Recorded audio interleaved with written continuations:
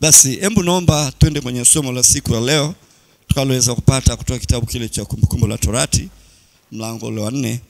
Tutasoma mstari wa 4, mstari wa kwanza mpaka ule mstari wa 10. Bwana Yesu asifiwe. Nimesema kitabu gani? Kumbukumbu la Torati mlango wa kwanza mpaka mstari wa ngapi? Mlango wa 4 mstari wa kwanza mpaka mstari wa ngapi? Wa 10. Amen. Haleluya. Hebu naomba nisome. Nasoma katika jina la Bwana kama ilivyoandikwa. Na sasa Israeli, zisikilizeni amri na hukumu ninazowafundisha, ili mzitende, mpate kuishi na kuingia na kumiliki nchi anayowapa Bwana Mungu baba yenu au baba zenu.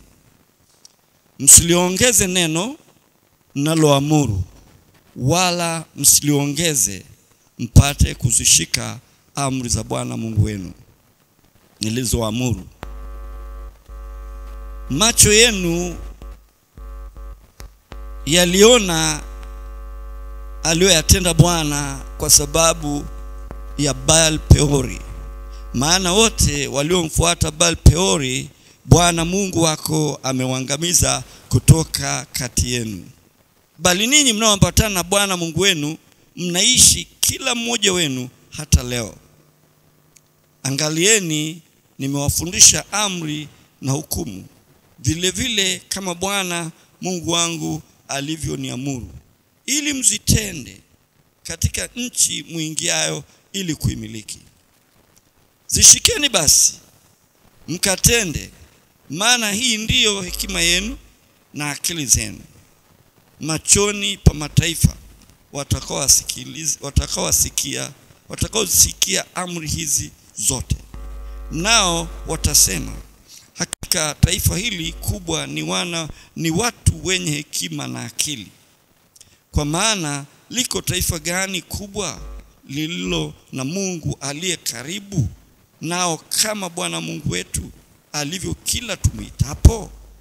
Tena liko taifa gani kubwa lililo na amri na hukumu zenye haki kama Torati hii yote niwaamuruyo mbele yenu leo? Lakini jihadhari nafsi yako, ukalitende, roho yako ukajilinde roho yako kwa kutii, kwa bidii, usije ukasahau mambo yote uliyoyaona kwa macho yako, yakaondoka moyoni mwako siku zote za maisha yako, bali uwajulishe watoto wako na watoto wa watoto wako, siku ile uliosimama mbele ya Bwana wako huko Horebu, Bwana aliponiambia, nikusanyie watu hawa, nami nitawafanya wasikilize maneno yangu, ili wajifunze kunicha mimi siku zote watakazoishi duniani, wakapate na kuwafundisha watoto wao. Bwana Yesu asifiwe. Haleluya. Tanisamee kidogo, nilikuwa nasoma kidogo kama sioni vizuri. Ni kweli sioni vizuri hapa, sijaelewa ni taa au ni macho yangu. Bwana Yesu asifiwe. Lakini naamini ulikuwa pamoja na mimi nilipokuwa nasoma, kama una Biblia. Na kwa yule ambaye ana Biblia, naamini kwamba amekaa makini, maana hatakuwa anafungua Biblia, bali alikuwa ananisikiliza. Amen. Na mara nyingi napenda kusema kwamba wala ambao hawajui kusoma wajipe moyo, kwa sababu kuna uwezekano Mungu akafanya kitu ndani yake hata zaidi ya wewe unayesoma.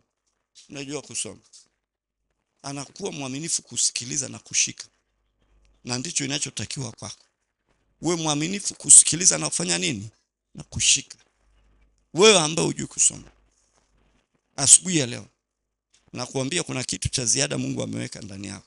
Lazima atakupa hali fulani, kama umemjua Mungu na umemwamini, atakupa hali fulani ya kutaka kusikia. Kwa hiyo nataka kuambia, taka kusikia na kushika. Hata somo letu leo hili linahusiana na habari ya kusikia na kushika na kutenda. Amen. Haleluya. Haleluya. Na uliokuwa unajua kusoma, naamini nilivyokuwa nasoma na ulikuwa unasoma. Hata kama ulikuwa unisikilizi vizuri, lakini unasikiliza Biblia inasema nini ulivyokuwa unasoma. Na kama ulikuwa unasikia Biblia inasema nini ulivyokuwa unasoma, naamini umeelewa Mungu anasema nini. Bwana Yesu asifiwe. Ndugu zangu, taifa la Israeli kama tunavyolielewa, au wana wa Israeli kama tunavyoelewa, kwamba kuna wakati Mungu alimtuma Musa kwenda kuwatoa kwenye nchi ya utumwa wa Misri. Na alipowatoa, aliwatoa na akawapa utaratibu wa kwenda naye. Alipowatoa aliwapa utaratibu wa kwenda naye. Amen.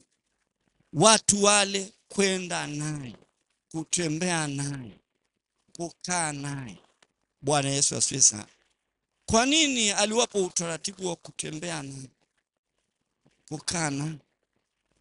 Ni ili waweze kufika pale Mungu alipotaka wafike na waweze kumiliki. Bwana Yesu asifiwe sana. Maana Mungu alipowatoa kule, aliwatoa na wapeleka, aliwaambia kweli anawapeleka nchi hadi Kanaani. Lakini nchi hadi Kanaani kulikuwa na watu. Amen. Kulikuwa na watu. Na kutoka Misri mpaka wafika Kanaani, kuna watu wanakutana nao ambao wanapingana na safari yao kwenda wapi? Kwa maana kwamba kulikuwa na vita vikubwa sana wanazokutana nazo kabla hawajafika nchi ya ahadi Kanaani. Na licha ya vita, kuna mambo mengi wanakutana nayo ambayo inakinzana na kile Mungu alichokusudia kwenye maisha yao. Bwana Yesu asifiwe. Haleluya. Kwa hiyo Musa alikuwepo kuhakikisha kwamba anawaongoza na anawaelekeza jinsi Mungu anavyotaka wakae, waenende, ili waweze kufanikiwa kwenye safari ya kwenda nchi ya ahadi Kanaani. Bwana Yesu asifiwe sana.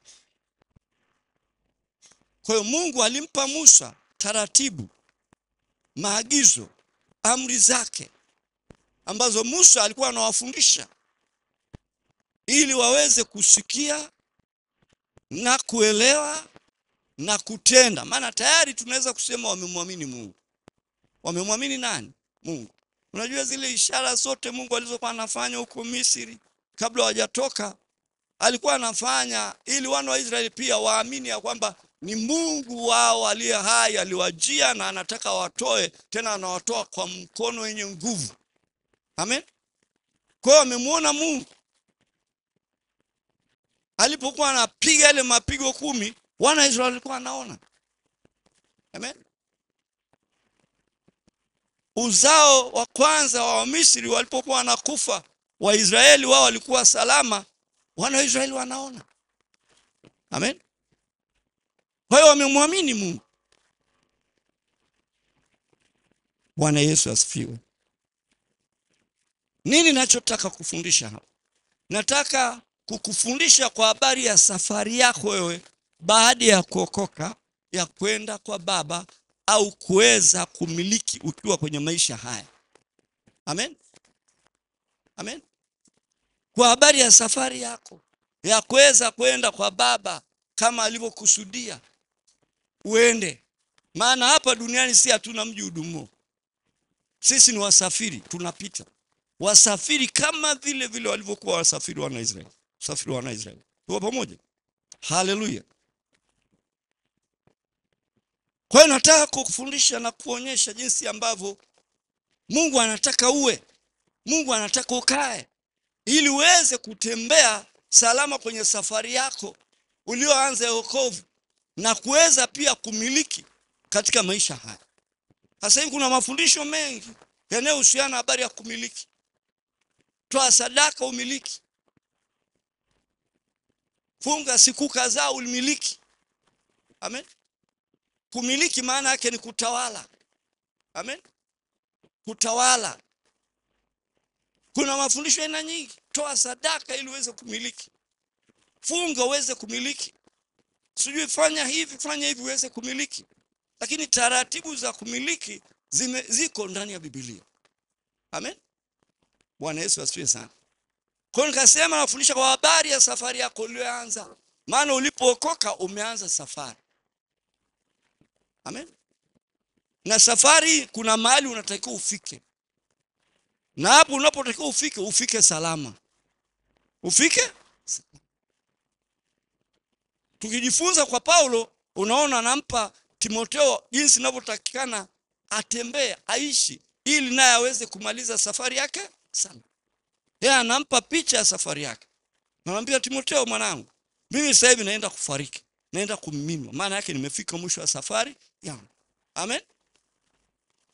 Lakini nakuagiza piga vita vizuri vya nini? Vya imani. Maana mimi mwendo nimemaliza. Amen. Na imani nimelinda. Na vita vizuri vya imani nimevipiga. Sasa ninaenda kufanya nini? Kuvikwa taji. Naenda kupokea nini? Taji. Hapo akasema, na si kwangu tu peke yangu mi Paulo. Ni pamoja na wale wote watakaopenda kufunuliwa kwake. Hapo anapozungumzia habari ya wale wote wanaopenda kufunuliwa kwake, anazungumzia habari ya mimi na wewe, ambaye Yesu amefunuliwa ndani ya maisha yako ukamjua Yesu. Amen. Maana kitabu cha Yohana 1:18 anasema hakuna mwanadamu yeyote aliyeshawahi kumuona Mungu, ila Mungu mwana pekee aliye katika kifua cha Baba, huyo ndiye alipenda kumfunua kwa wanadamu. Na mwanadamu ambaye Yesu Kristo amefunuliwa ndani ya maisha yake ni mimi na wewe uliookoka. Haleluya. Haleluya. Na ndio maana Yesu anasema mimi ndimi njia, kweli na uzima, wala mtu haji kwa Baba ila kwa njia. Na mara nyingi nafundisha maana njia ni nini? Njia ni elimu. Elimu ya Kristo. Mafundisho ya Kristo. Na hapa Musa alipopewa ili taifa la Israeli aliongeze, alikuwa anahakikisha kwamba anawafundisha. Sema anawafundisha. Bwana Yesu asifiwe sana.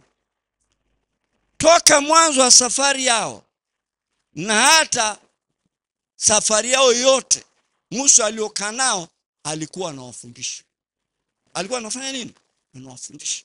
Na ndio maana alipomaliza safari yake yeye, Musa anaondoka. Joshua anapewa maagizo. Anaambiwa hodari tu na roho ushujaa mwingi. Amen. Uangalie kutenda sawa sawa na yote uliofundishwa na mtumishi wangu Musa. Maana wewe ndio utawaridhisha watu nchi ile. Kwa maana kwamba Joshua anapokea kijiti. Na atakuwa anapokea kijiti na kufanya yale Musa aliyokuwa anafanya. Kwa kuwaongoza, kwa kuwafundisha, kwa kuwakumbusha yote ambayo Musa alikuwa amewafundisha. Haleluya. Haleluya. Bwana Yesu asifiwe. Sasa hapa tunaona Biblia inasema, na sasa Israel, zisikilize amri na hukumu ninazowafundisha. Na sasa Israel, zisikilize amri na hukumu ninazowafundisha, ili mtende mpate kuishi na kuingia kuimiliki nchi anayowapa Bwana Mungu wa baba zenu. Bwana Yesu asifiwe sana. Haleluya. Una habari, baada ya kuokoka ndani yako kuna uwezo wa kumiliki, au unatakiwa umiliki. Ndani yako kuna utawala. Amen. Unaoweza kukupa na wewe kutawala. Tofauti na wana wa Israeli. Wana wa Israeli walikuwa wanafundishwa kushika, amen, yale wanayofundishwa amri. Amen. Walikuwa wanafundishwa amri na hukumu, na walikuwa wanafundishwa ili wasikie, wazitende. Hapa hajasema waamini. Kwa pamoja, hapa hajazungumzia habari ya imani. Labda nirudie. Anasema, na sasa Israeli, nisikilizeni amri na hukumu niwafundishazo, ili mtende, mpate kuishi na kuingia na kumiliki nchi anayowapa Bwana Mungu wa baba zenu. Nataka twende pamoja ili uone tofauti iliyopo. Amen. Hapa wanaagizwa wewe watu makini kusikia kwa habari ya amri na hukumu wanazofundishwa, na wanaambiwa katika hizo habari ya amri na hukumu wanazofundishwa wanatakiwa wazisikilize kwa nia kutakiwa wazitende. Na kwa nini wazitende? Kupitia hizo amri na hukumu, kwa kuzitenda ndipo atakapoweza kuishi. Yaani maisha yao itakuwa ndani ya kusikia zile amri na hukumu na kuzitenda, ndipo wanapoweza kuishi.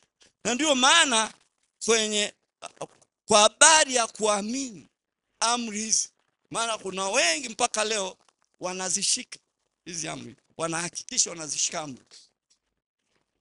Wakishindwa kushika hiyo amri, kwa mfano akisema usizini, akazini, anapigwa mawe mpaka afe, kwa sababu uhai wake ulikuwa kwenye kushika ile amri, na sasa ameshindwa kushika ile amri, kwa hiyo anastahili kufa na anapigwa mawe mpaka anakufa.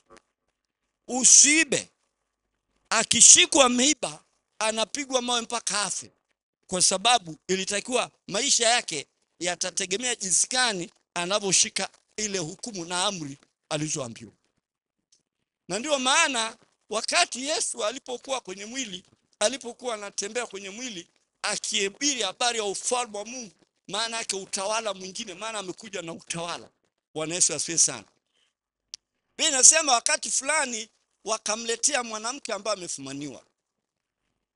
Wakamwambia, Bwana, tunajua Musa ameagiza hivi kwamba mtu wa namna hii akipatikana anapigwa mawe mpaka afe. Na ni kweli, ni kweli. Ndivyo maandiko yanavyosema. Kwa hiyo Yesu walikuwa wanajaribu kumshika Yesu kupitia neno lake mwenyewe. Amen. Maana Biblia inasema usizini. Amen. Na ni amri hiyo, na amri ibadiliki. Tuko pamoja? Lakini Yesu, Biblia inasema alipoangalia akamwambia ni sawa. Kaangalia chini, akamwambia, hebu naomba kati yenu yeyote anayejitambua hana kosa lolote, hana dhambi yote, au wa kwanza kumpiga mawe. Matokeo yake mmoja aliondoka baada ya mwingine, wale washtaki wa yule mama wote wakaishia. Yesu alipokuja kuinua macho anamkuta mama peke yake, washtaki wake wote wametoweka. Ndipo Yesu alipomtangazia yule mama msamaha, akamwambia, enenda zako usitende dhambi tena. Haleluya. Ndugu zangu, tuna neema kubwa sana. Biblia inasema sheria imekuja kwa mkono wa Musa. Neema na kweli imekuja kwa mkono wa nani? Wa Yesu. Ndugu zangu, wokovu ni jambo la thamani sana. Ni jambo la thamani sana ambayo uliokoka unatakiwa uthamini sana. Amen. Unatakiwa uthamini sana. Na ndio maana Biblia inasema tutapateje kupona? Sisi tutapateje kupona tusipojali wokovu mkuu namna hii, ambao kwanza ulinenwa kwa Bwana na kisha ikathibitika na wale wote waliosikia, Mungu naye akishuhudu kwa ishara na miujiza. Tutapateje kupona? Ndugu zangu, nataka muelewe wokovu si dini. Wokovu ni mpango wa Mungu kwa ajili ya mema yako ya sasa na baadaye. Tuko pamoja? Haleluya. Kwa hiyo wana wa Israeli walikuwa wanafundishwa kwa habari ya hukumu, amri na hukumu, washike na watende. Na watende. Katika kushika na kutenda watakuwa salama. Na katika kushika na kutenda, hapo ndipo watakapoweza kumiliki. Wasipotenda hawawezi kumiliki. Na ndio maana wana wa Israeli kama walivyokuambiwa walikuwa na maadui yao mbele huko. Kila akitetereka kwenye kusikiliza amri Musa anazowafundisha, kila akitetereka kushindwa kushika yale Musa anayowafundisha, wakaenda kinyume kidogo, wanapigwa kwenye vita. Wanapigwa na wanapigwa kweli na wanaangamizwa kweli. Mpaka wafike sehemu ya kuona toba na Musa aombe toba tena, ndipo watakapoweza kupata nguvu tena kuweza kupigana. Kwa hiyo walikuwa wanafundishwa ili washike watende. Wasipotenda hawawezi. Na kwa bahati mbaya uwezekano wa kutenda haupo. Ulikuwa upo. Nataka nikufundishe maana wokovu. Kwa nini nazungumzia habari ya kuthamini wokovu? Tupo pamoja? Ilikuwa ipo. Wanafundishwa, lakini uwezekano wa kutenda ilikuwa ipo. Ndio maana wengi wameishia jangwani. Hivi unanielewa? Unajua ni kwa nini? Ni kwa nini? Kwa sababu kwa wakati huo dhambi iliyokuwa ndani ya miili ya wanadamu imekuwa kubwa kuliko sheria ile ya Musa. Kwa maana kwamba, Bwana Yesu asifiwe sana, ile sheria imekuwa dhaifu. Dhambi imekuwa kubwa iliyokuwa ndani ya miili ya wanadamu. Kumbuka Adam alivyoasi. Amen. Ametekwa akawa mateka. Dhambi ikawa inamtawala na hana uwezo wa kujitoa. Amen. Kwa hiyo sheria ilikuwepo, na hiyo sheria ili mtu aishi lazima ashike na kutenda. Usipotenda utaishi. Ukisoma Kumbukumbu la Torati unaona anavyosema. Itakuwa utakaposikiza kwa bidii kutunza kuyafanya yote ni kuagizao hivi leo,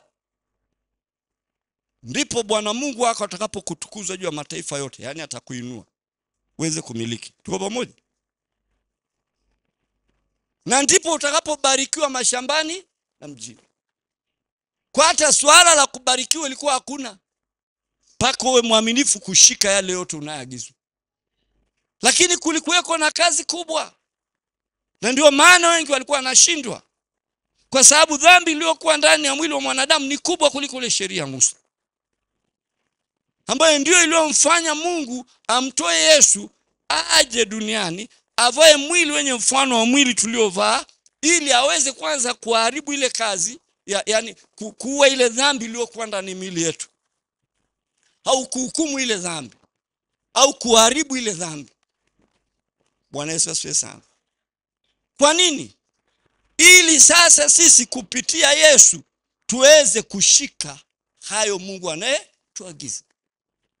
Bwana Yesu asifiwe sana. Ndugu zangu, kwa akili zetu na hekima zetu hatuwezi kushinda dhambi wenyewe. Kwa nguvu zetu na ujanja wetu hatuwezi kushinda dhambi wenyewe. Unanielewa kusema? Narudia kusema, wewe uliokoka ndugu yangu, unajua mshahara wa dhambi ni mauti. Unajua dhambi, Mungu hachangamani na dhambi. Hatutaweza kushinda dhambi wenyewe kwa ujanja wetu, kwa akili zetu, kwa werevu wetu, hatutaweza. Nielewe. Dhambi na nguvu. Dhambi ndio iliyompeleka Yesu msalabani. Dhambi yako mimi na wewe ndio iliyompeleka Yesu msalabani. Na nia na makusudi Yesu kwenda msalabani ili ahukumu ile dhambi, auwe ile dhambi iliyokuwa ndani ya miili yetu. Ndio maana kitabu cha Warumi 8 anasema, sasa basi hakuna hukumu ya adhabu juu ya walio katika Kristo Yesu. Kwa sababu sheria ya roho uzima ule uliokuwa ndani ya Kristo imeniacha huru mbali na sheria ya dhambi na mauti. Maana yale yasiyowezekana kwa sheria ya Musa, yasiyowezekana, Mungu mwenyewe alimtuma Yesu ili ahukumu dhambi katika mwili wake. Amen. Ahukumu ile dhambi katika mwili wake. Dhambi gani? Yangu na wewe. Ili maagizo ya Torati, yale Musa anayeagiza, yaweze kutimizwa sasa ndani yetu sisi, tusiofuata mambo ya mwili bali mambo ya roho. Unanielewa?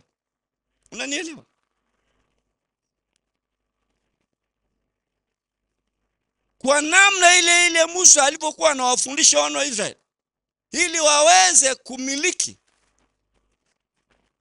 kwa namna ile Musa alipokuwa anawafundisha wana wa Israeli ili waweze kuingia ile nchi anayowapa Mungu, utaratibu ni huo, haujabadilika. Bwana Yesu asifiwe sana. Kilichobadilika ni tofauti ya Musa na Yesu tuliompokea. Tuko pamoja? Musa alifundisha ili watu wazitende, lakini uwezekano wa kutenda haupo kwa sababu dhambi ni kubwa ndani ya mili yao.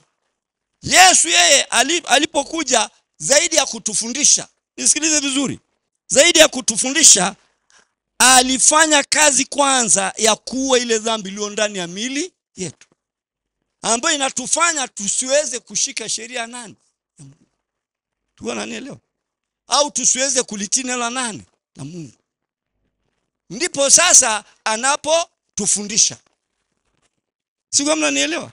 Na kufundisha ndipo sasa anapotufundisha.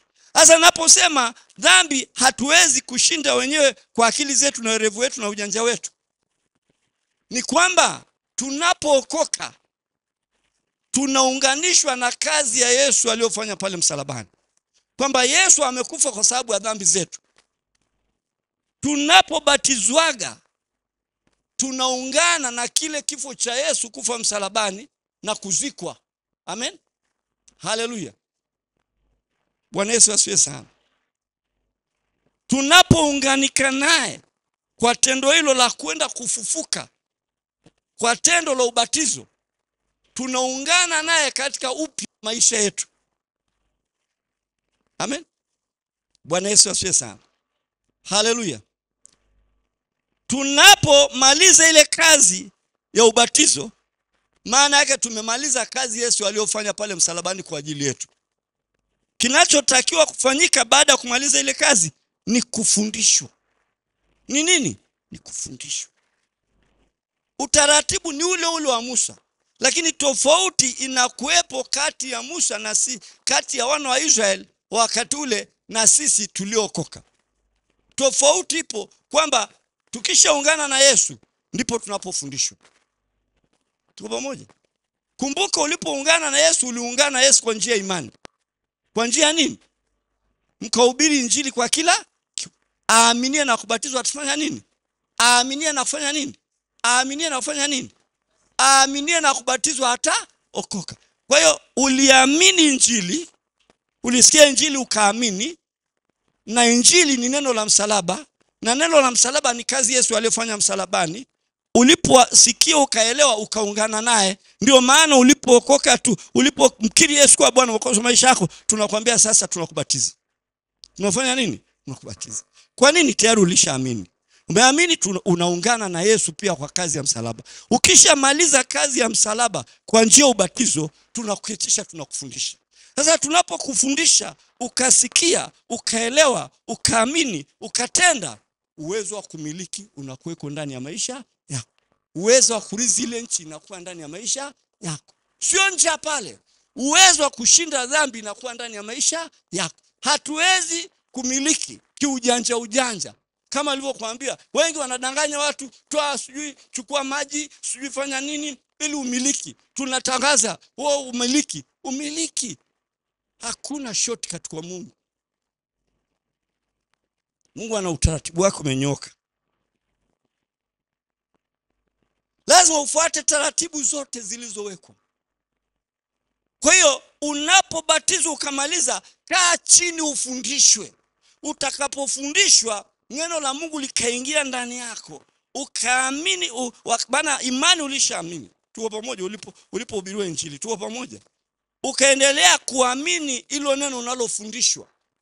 Ndani yako inaingia uwezo, nguvu ya kuweza kujikuta automatically kama umeagizwa tangu sasa usienende kama mataifa wanavyoenenda katika ubatili wa nia zao. Hapo hapo unaanza kukinai umataifa. Unanielewa? Hapo hapo unaanza kukinai utaifa. Hapo hapo unaanza kupingana na umataifa. Maana si wewe, ni Kristo anayeishi ndani yako ndio anafanya kazi. Na Kristo anaishi ndani yako nilo neno la Mungu. Hilo uliloliamini liko ndani yako. Na unapofundishwa ni Yesu anaendelea kujifunua ndani ya maisha yako. Unaendelea kumuona ndani ya maisha yako. Katika hekima zake, akili zake, uweza wake, nguvu zake. Maana Yesu ni akili ya Mungu. Yesu ni hekima ya Mungu. Yesu ni nguvu ya Mungu. Yesu ni upendo wa Mungu.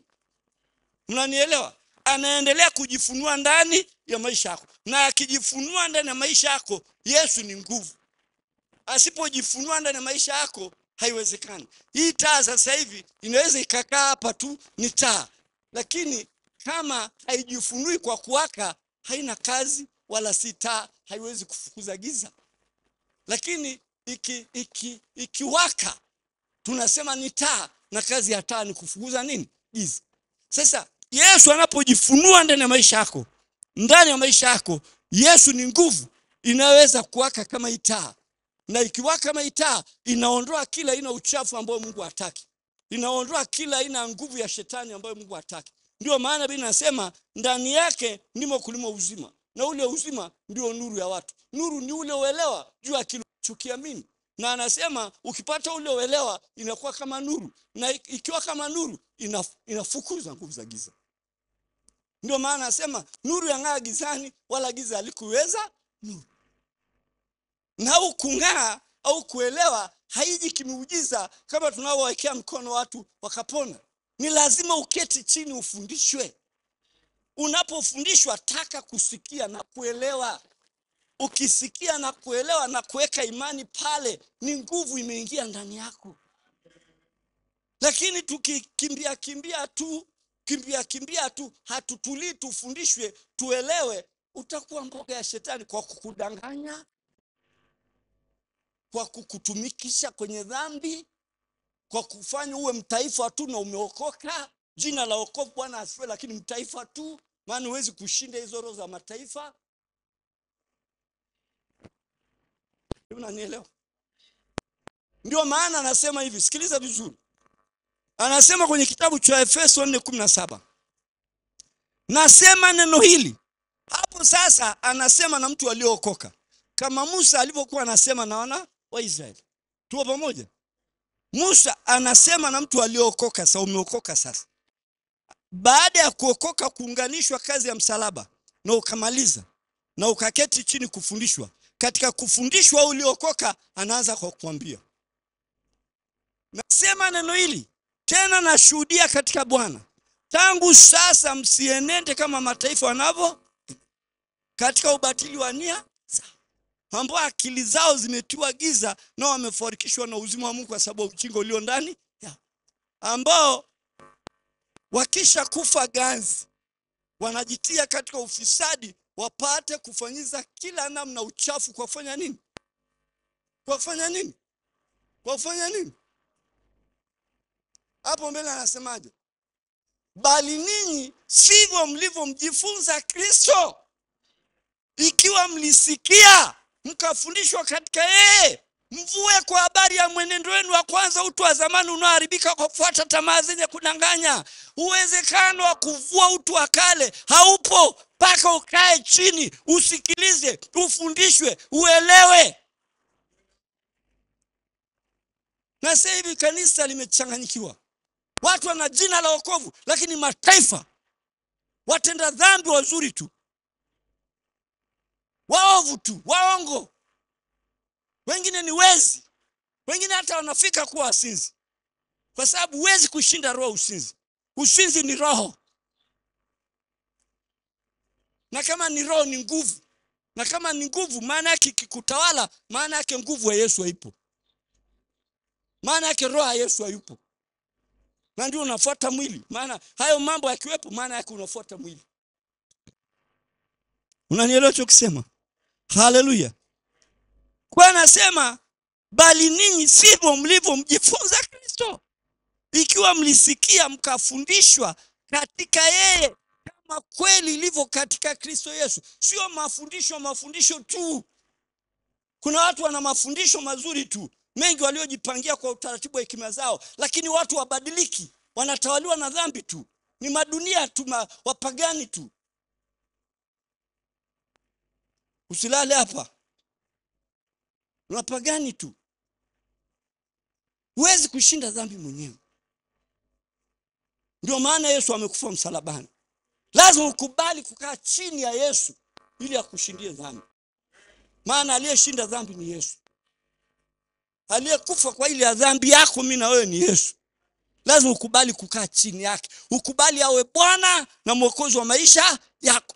Bwana na Mwokozi maana yake ukubali akutawale, na kukutawala maana yake kubali kutii kila anachokisema. Ndio maana anasema, kwa nini mnaniita Bwana Bwana lakini hamyatendi niyasemayo? Yesu anakemea hiyo hali. Haleluya. Haleluya. Kwa anasema bali ninyi sivyo mlivyomjifunza nani? Kristo. Ikiwa mlisikia mkafundishwa katika yeye, mvue kwa habari ya mwenendo wenu wa kwa utu ule wa zamani unaoharibika kwa kufuata tamaa zenye. Tamaa zipo. Wewe kama ukai chini ufundishwe, tamaa itakusomba kama upepo unavyosomba karatasi. Unanielewa? Angalia maneno ya shetani yule, eti hivi ndio Mungu alivyosema, sijui nani. Mungu alisema tusile matunda yote. Alisema hivi tule matunda ya bustani yote. Lakini alisema tusiguse matunda ya mti ule. Si unaona ule mti? Alisema tusiguse. Tena alisema tukigusa tu tutakufa. Anaelewa. Anaelewa. Lakini alipoanza kusikiliza alisema, ndio. Unajua. Tena chunga watu wanayokuja kuambia, unajua umeokoka lakini unajua wokovu, lakini unajua hilo kanisa, lakini unajua watumishi fulani. Si ndio? Walikuwa hivi. Unapokea ikijaa inakusomba kama upepo inavyosomba karatasi. Unanielewa? Biblia inasema akainua macho, akaona ule mtu watamanika kwa unafaa kwa kulia. Matokeo yake atatenda. Na nini ninachokisema? Tamaa. Nini? Tamaa. Huwezi kushinda tamaa.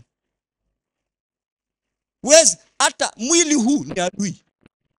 Na ikikamatwa na ile roho ya tamaa, huwezi kushinda.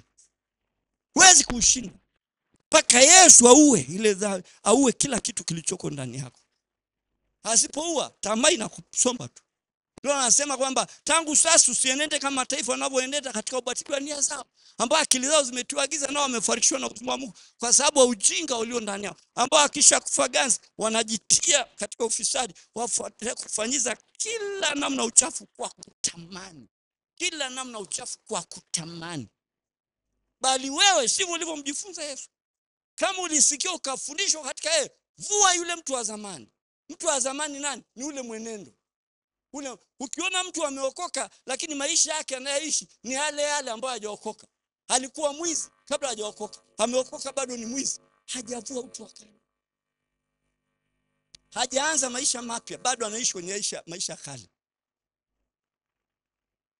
Mtu ameokoka, alikuwa msinzi, bado ni msinzi. Alikuwa mlevi, bado anatamani pombe. Ina maana Yesu hajafanya kazi yote pale msalabani. Kwa sababu amekufa kwa sababu ile dhambi. Kilichokosekana ni kutokubali kukaa chini afundishwe ili neno liingie ndani. Kwa sababu ili neno au Yesu ni roho. Ni roho.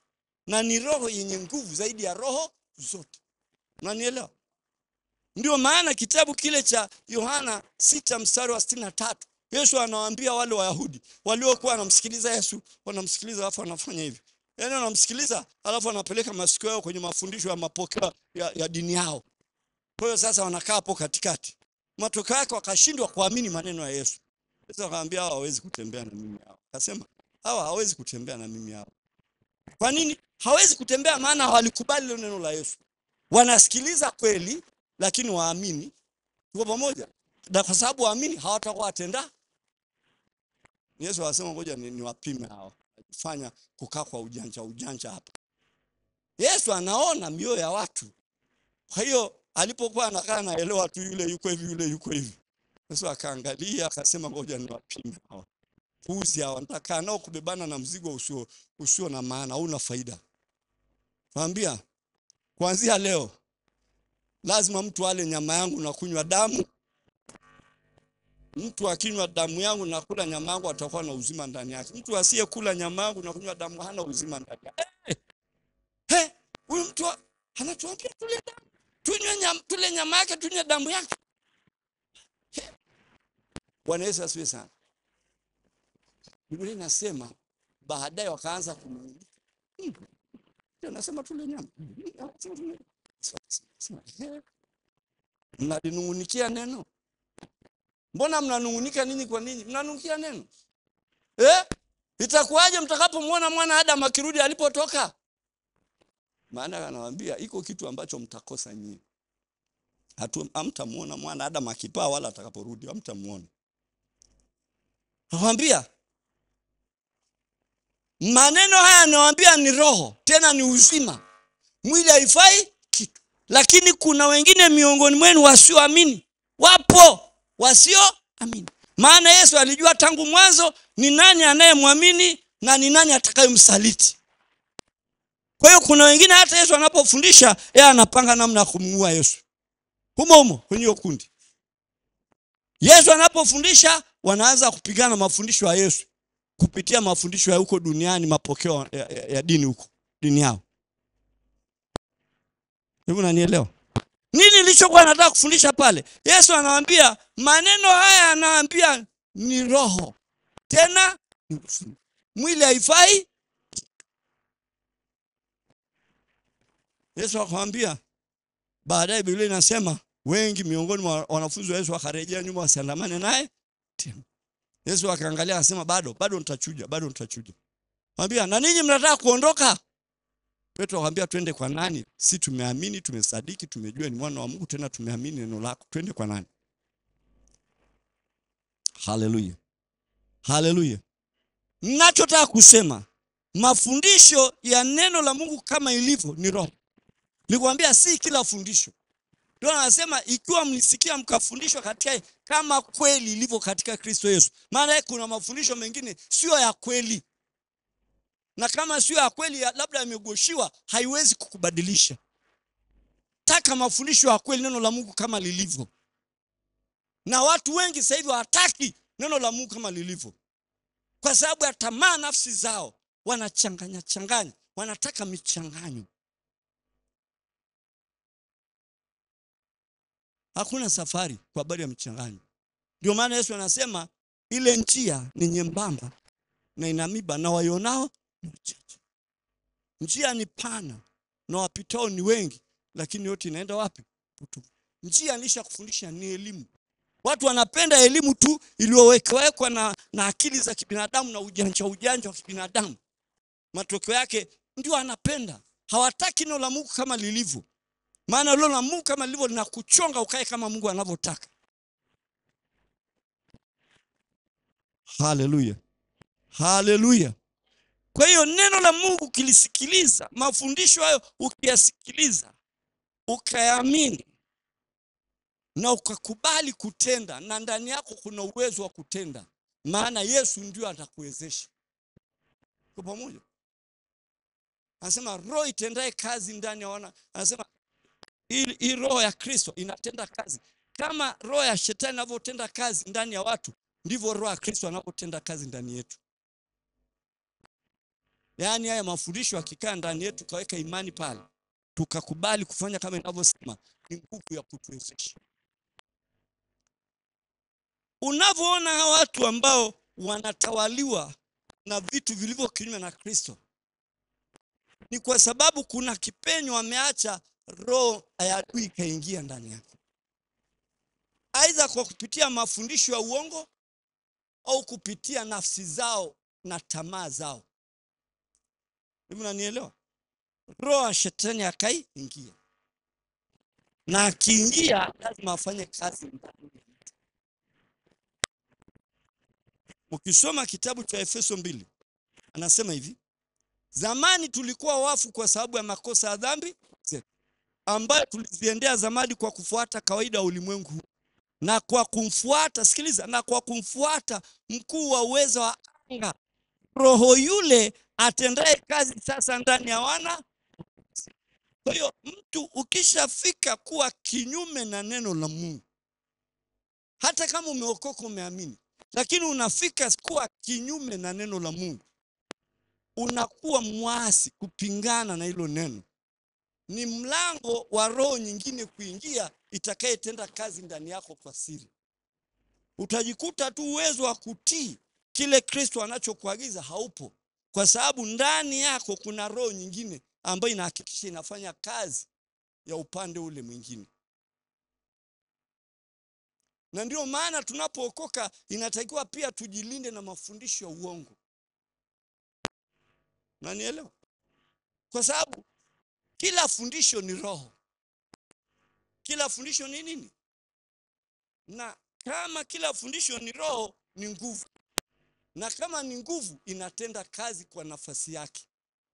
Kwa hiyo kama unapokea mafundisho ambayo sio ya kweli, ikiingia ndani yako, kitakachodhihirisha kwamba hayo mafundisho si ya kweli ni wewe kwenda kinyume na kweli ya neno la nani? Maana roho iliyo ndani yako si ya Kristo, kwa hiyo itakupeleka kinyume na neno la nani? Lakini roho ya Kristo akiingia, ambaye ni neno la Mungu, likakaa ndani yako, lazima likupeleke sawa sawa na neno la nani? La Mungu.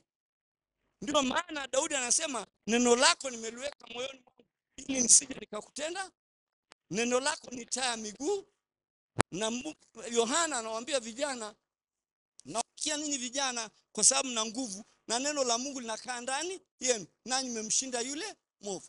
Kwa hiyo ndugu zangu, kama tumeokoka, tumemwamini Yesu, tusiishie kusema tu tumeamini, tuishie kulielewa hilo neno. Na hatuwezi kuelewa tusipokaa chini tukafundishwa.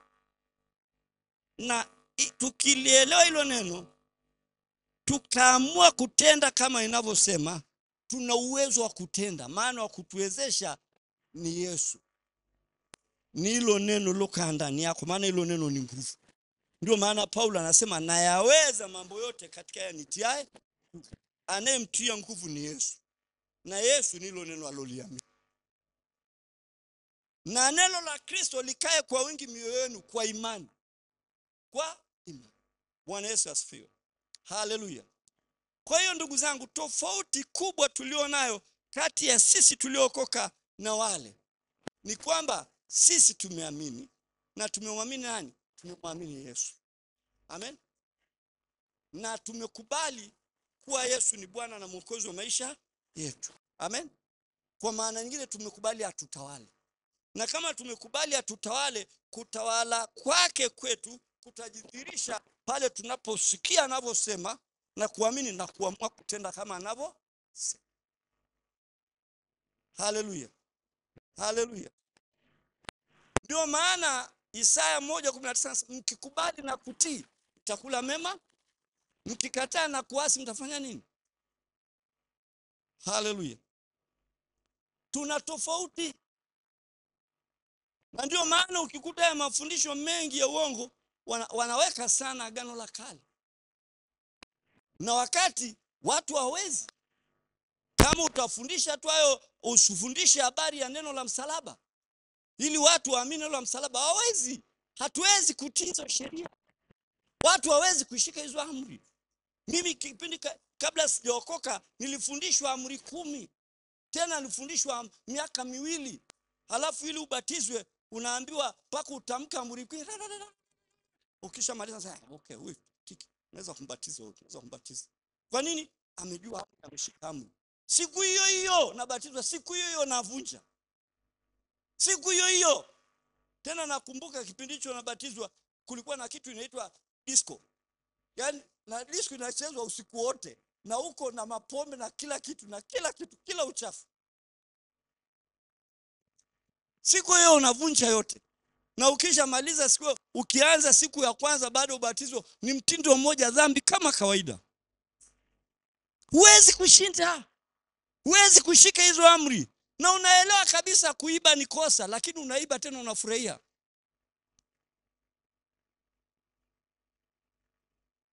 Unanielewa? Unaelewa kabisa kuzini vile nimesema usizini, kila azinie na mwanamke hana akili. Lakini wanafanya waogopi. Haogopi na hawezi kushinda. Na hata Paulo anasema mnatawala miili yenu kwa ukali, lakini kamwe hamtaweza kuzuia tamaa za miili yenu. Ni onyo kwamba tusipoamua kukaa chini ya Yesu hatuwezi lolote, watu wa Mungu. Nikasema wewe uliokoka una neema sana. Kupata wokovu, wokovu ni thamani sana. Haleluya. Haleluya. Na ujue umempata wokovu kwa sababu ya Yesu. Na huyo Yesu uliyomkaribisha ndani ya maisha yako, endelea kuhakikisha unakaa naye kwa kusikiliza neno lake na kuamini hilo neno lake na kuamua kutenda kama inavyosema. Yeye mwenyewe atakuwezesha, maana yeye ni nguvu. Yeye ni uweza. Amen. Ndio Paulo anasema nayaweza mambo yote katika yanitiaye nguvu. Yesu ni nguvu ya Mungu. Na zaidi ya kukushindia dhambi atakulinda. Na zaidi ya kukulinda atakupa kumiliki. Atakupa uwezo wa kutawala nafsi yako. Ataweza uwezo wa kushinda kutawala fikra zako. Atakupa uwezo wa kutawala nia yako. Atakupa uwezo wa kutawala akili zako. Biblia inatuonya kwa habari ya kutotegemea akili zetu. Usipopata uwezo wa kimungu kutawala akili yako, umeokoka lakini unaenda unafuata akili zako. Akili zako za kibinadamu ni kitu kidogo sana mbele ya shetani. Shetani atakufanya anavyotaka. Ndio maana ukisoma Tito 3:3 kabla hatujaokoka, anasema zamani ilikuwa hatuna akili. Tulikuwa waasi, tumedanganywa. Nani alikuwa anadanganya? Shetani. Je, nikuulize swali, kabla hujaokoka ulikuwa na akili? Lakini Biblia inakwambia ulikuwa na akili. Kwa nini ulikuwa na akili? Ulikuwa una akili kwa sababu akili yako ni kitu kidogo mbele ya shetani. Na ndio maana alikuwa anakudanganya. Wewe unasema zamani kwa tuna akili, tulikuwa waasi, tumedanganywa, tukitumikia tamaa na anasa za namna nyingi, tukiishi katika usuda na uovu, tukichukiza na kuchukiana. Kwa nini? Tulikuwa tunaenda na akili zetu, matokeo yake tukajikuta ni waovu. Tunaishi katika usuda na wivu na kila uovu na kila uchafu. Lakini Biblia inasema kwenye kitabu cha waraka wa kwanza Yohana mlango wa 5 mstari 20, alipokuja mwana wa Mungu alitupa haki kwamba tumjue Mungu wa kweli, na Mungu wa kweli ni Yesu, na Yesu ni ile neno tunalofunuliwa baada ya kuokoka. Alitupa akili kwamba tumjue yeye. Tumjue yeye. Sema tumjue yeye. Mungu wa kweli. Nasi tumo ndani yake. Kuwa ndani yake ni kukubali likutawale, likuongoze, ufanye kama inavyosema. Ndio kuwa ndani yake. Kama unasema niko ndani ya Yesu lakini ni michupuko. Ni michupuko. Hauko ndani ya Yesu. Hauko ndani ya Yesu, unajidanganya upo. Na kwa sababu upo, shetani atakufanya mboga huko. Atakutumikisha anavyotaka tu. Akisukuma tu litamaa aina yote, anakusomba kama karatasi. Unanielewa? Haleluya. Haleluya. Lazima tujielewe, wokovu sio dini. Wokovu ni uzima. Na wokovu ni nguvu ya Mungu ya kutupa ushindi dhidi ya dhambi, dhidi ya dunia hii. Kwa pamoja, dhidi ya shetani, maana shetani yuko kwenye dunia hii. Hatumwezi shetani kwa akili zetu na nguvu zetu na hekima zetu. Hatuwezi. Hekima ya mwanadamu ni upuzi mbele za Mungu. Haiwezi. Lazima tupewe hekima ya Mungu ambayo ndio shetani pekee anashinda. Lazima tupewe akili ya Mungu ambayo shetani anashinda. Na akili ya Mungu ni ile neno la Mungu. Haleluya. Haleluya. Tuko pamoja wana wa Mungu. Haleluya.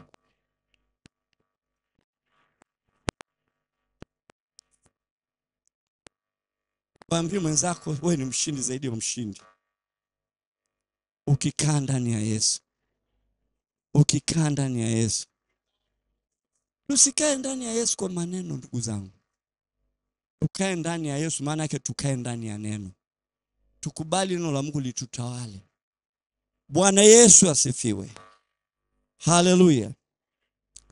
Sikupita hata ya maandiko sana kama tulivyosoma, lakini nilikupa picha ya kwamba safari ya wana Israeli ndio safari yetu sisi. Musa aliwatoa wana Israeli kwenye nchi ya Misri awapeleke nchi hadi Kanaani. Yesu alitutoa kwenye ufalme wa giza, Wakolosai 1:13, na alituokoa kutoka katika nguvu za nini? Akatuhamisha na kutuingiza katika ufalme wa mwana wa pendo lake, ambaye katika tuna ukombozi, yani msamaha wa dhambi. Toka alipotutoa, baada ya wewe kusikia hilo neno ukaamini. Amen. Toka alipokutoa umeanza maisha mapya, umeanza safari mpya. Na hii safari itategemea jinsi gani unavyokubali kutembea na yule aliyekutoa katika nchi kwa ufalme wa nani? Kwenye nguvu za giza. Bwana Yesu asifiwe. Haleluya. Haleluya. Nasema hivi, lazima tutawale, lakini hatuwezi kutawala kwa akili zetu na nguvu zetu. Amen. Kama akili yako inakusumbua, achia akili yako. Hakikisha akili unaijaza ndani yako ni akili ya Mungu, na akili ya Mungu ni neno la Mungu. Amen. Kama nafsi inakusumbua, ithibiti nafsi kwa kuhakikisha kwamba unalitii neno la Mungu. Unatii kila kinachoagizwa kwa ajili ya nani? Ya Bwana. Unashika yale maagizo Mungu anayekuagiza. Amen. Haleluya. Utajikuta nafsi inanywea. Nafsi inafanya nini? Yesu anasema, je, mkipata vyote vya ulimwengu lakini nafsi yenu ikaangamia milele motoni, utatoa nini iwe fidia nafsi yako? Atakaye kuiona nafsi yake ataiangamiza. Atakayeangamiza kwa ajili yangu atafanya nini? Ataiona. Unaangamizaje? Ni kukataa kile inachotaka. Nafsi ni mtu mwenyewe. Ni mtu. Nasikiaga anasema, mtu anamwambia mwingine, hunijui mimi. Mimi nimesema, sitaki. Mimi nimesema nitafanya mimi. Anamtaja yule mtu wa ndani. Na hicho anachokisema ni kinyume. Ni kinyume. Lakini kwa sababu ile nafsi imeamua, anasema nimeamua basi. Nitafanya basi. Unanielewa? Ile ni nafsi. Huwezi huyo mtu anayesema nimeamua basi. Na kweli mtu anaweza akaamua kufa. Sema nimeamua basi, nafanya hivi. Huwezi mwenyewe. Lazima upate msaada wa kimungu. Lazima uamue kuithibiti ile nafsi kupitia ile sheria au neno la Mungu ulilosikia na ukalielewa na kuliamini. Ukakataa hiyo hali. Lakini kwa sababu ya neno ulilolielewa, nafsi itanywea. Nafsi itafanya nini? Maana anasema neema ya Mungu kwa wanadamu nayo imefunuliwa nayo atufundisha kukataa ubaya na tamaa. Kwa hiyo uweze kudhibiti hiyo nafsi na tamaa zake, lazima uhakikishe hilo neno ndio unalihangaikia lieleweke ndani yako, liamini. Ni nguvu. Unashangaa nafsi inafanya nini? Inafuata mkia. Haiwezi kuinuka kinyume na neno la nani? La Mungu. Inawezekana ni nia. Unajua tunapookoka inatakiwa tubadilishwe nia. Biblia inasema kabisa katika kitabu Efeso ngapi? 4:22. Hebu soma. 22:23. Hebu soma mara moja. Nimekuwa nasema tu, hebu tusome. Soma, anasemaje? Mvue kwa habari ya mwenendo wa kwanza wa utu wa zamani, unaoharibika kwa kuzifuata tamaa zenye kudanganya. Hebu angalia hapo chini anasemaje? Na mfanywe wapya katika roho ya nia zenu. Mkafanye wapya katika roho ya nia zenu. Lazima nia yetu baada ya kuokoka ibadilike. Usipobadilika huwezi kuvua huyo mtu mpya. Hebu soma hapa. Mkavae utu mpya ulioumbwa kwa namna ya Mungu katika haki na utakatifu wa kweli. Kwa hiyo lazima hata nia uithibiti, uitawale nia yako. Amen. Amen. Na huwezi kutawala mwenyewe nia.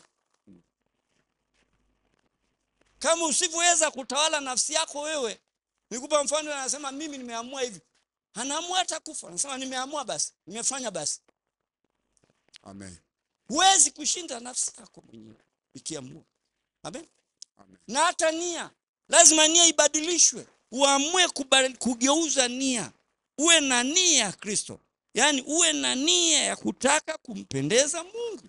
Ukiokoka lakini nia haijageuzwa, na inageuzwa kupitia hilo neno unalolisikia, mafundisho, hautaweza kuishi maisha yale Yesu anayetaka.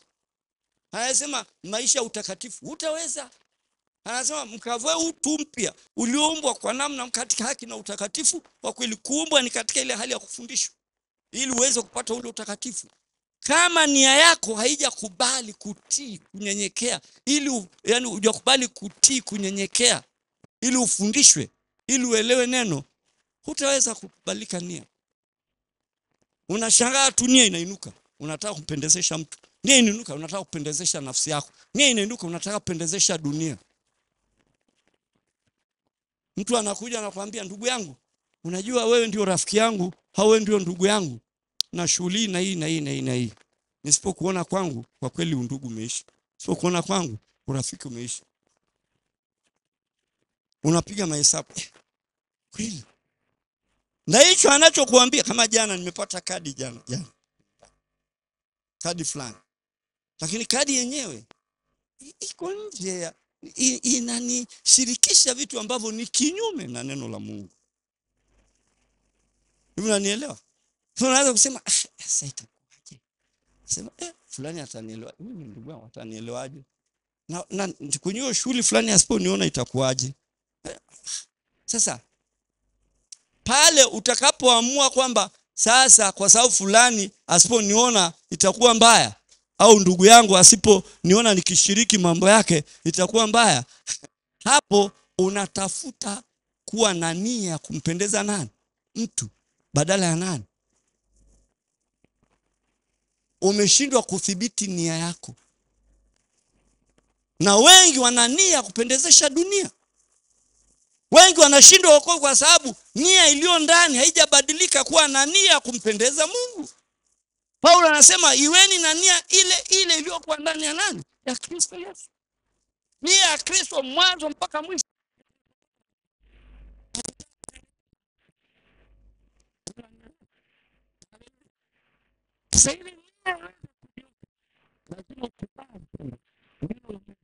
Pekee ndio itakufanya nia yako iweze kubadilika. Amen. Nia ikibadilika, unaweza kuvaa utu mpya. Amen. Nia ikibadilika, unaweza kufundishwa, kufundishika. Haleluya. Haleluya. Bwana Yesu asifiwe. Bwana Yesu asifiwe sana. Hata kutawala maeneo mengine. Kutawala hata hapo ulipo, nyumbani kwako, boma lako, mifugo yako. Unaweza kuwa na mifugo lakini ikatumika tofauti na unavyotaka wewe itumike, au Mungu anavyotaka itumike. Unaweza kuwa na shamba lakini lisiwe na maana tu kwako, na mwishoni baadaye hilo shamba linakuwa matatizo kwenye maisha yako. Huna uwezo wa kutawala.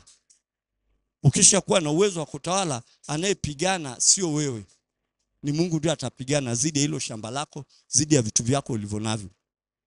Mtu aguse, ni kama alivyosema waguseni ninyi aguswa mboni ya jicho, pia atakayewagusa vitu vyenu, atakayegusa vitu vyenu, maana yake iko chini ya utawala wako. Sasa ni sawa na mtu ambaye ana hati miliki. Ukitaka sasa hivi kuvamia shamba la mtu mwenye hati miliki, au kugusa chochote chake kilichoko kwenye shamba lake ambayo ina hati miliki, hangaiki, anatoa tu ripoti. So umemega sehemu, yeye anaenda anatoa ripoti tu. Akitoa, wanaokuja kukutoa sio yeye, wanakuja wale ambao wametoa hiyo hati miliki unayelipiaga kule. Unanielewa? Unashangaa tu umejenga pale, unaambiwa ngoa haraka, ngoa, toka. Ondoa uchafu wako hapa. Hata kama umejenga nyumba ya gorofa pale, wakija wale ambao wanajua uhalali wa miliki ya shamba lako, wanawaambia toa takataka yako hapa, toa. Hubishani na yule mwenye shamba. Wale wenyewe wanakudhibiti. Na ukisema nini anakuambia lete hati ya kumiliki hapa. huna. Hati ya kumiliki hapa ni ya huyu hapa. Kwa hiyo toka hapa, toka. Kwa nini? Ana uhalali wa kumiliki ile eneo. Kwa hiyo tukiwa na Bwana kama Mungu anavyotaka, tutaweza kumiliki mambo yetu. Unaweza kumiliki maisha yetu. Unaweza kumiliki nafsi yako. Ukatawala nafsi yako. Ukatawala nia yako. Ukatawala fikra zako. Paulo anasema yafikirini yaliyo juu, wala sio yaliyo katika nchi. Ina maana ukianza kufikiri yaliyo katika nchi, itakuharibia safari yako ya wokovu. Amen. Lazima udhibiti fikra zako. Sio unaacha fikra tu zinaenda ovyo tu, unafikiri vitu vya ajabu tu. Unawaza vitu vya ajabu tu. Na huwezi kuacha kufikiri au kuwaza mambo ya ajabu kama utawala wa Kristo huko ndani ya maisha yako. Amen. Haleluya. Haleluya. Na maana hii, tunapofundishwa, nini ana makusudi kufundishwa? Ni ile ufalme wa Mungu utawale ndani ya maisha yetu, ili na sisi tuweze kutawala. Ufalme wa Mungu, utawala wa Mungu utawale ndani ya maisha yetu, ili na sisi tuweze kutawala. Bwana Yesu asifiwe sana. Usipokubali Yesu akutawale, uwezo nao kutawala mambo mengi hutaweza. Na kama hutaweza kutawala hata maisha yako yenyewe yatakuangamiza. Unanielewa? Haleluya. Na uwezi kutawala kama Yesu hajakutawala. Bwana Yesu asifiwe sana. Tunaposema Yesu ni Bwana, maana yake ni mtawala. Tunaposema Yesu ni Bwana, maana yake ni kiongozi. Maana yake tunafuata naye asema. Amen. Na tunaposema Yesu ni Bwana, ananitawala, maana yake huendi kinyume na anayesema yeye. Maana uko chini ya nini? Haleluya. Nimeeleweka? Simama.